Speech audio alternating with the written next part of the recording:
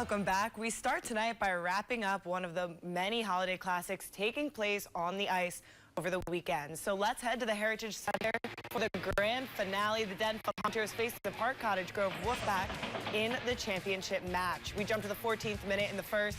Denfeld's Bruno DeCampoliza and Corey Backstrom having a leisurely pass out there. When DeCampoliza takes a shot, Backstrom gets the rebound and rolls it in to put the Hunters up first.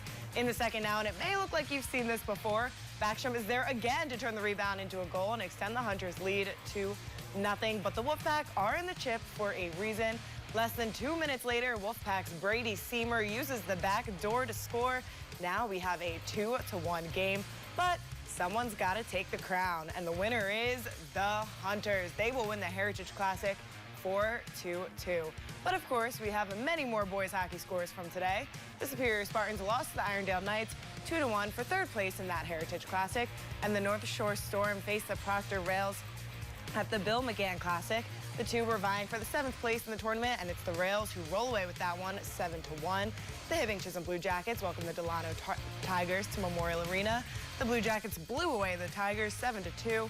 And the CEC Lumberjacks, with only one loss on the season, keep it up, defeating Mankato East Cougars 6-0.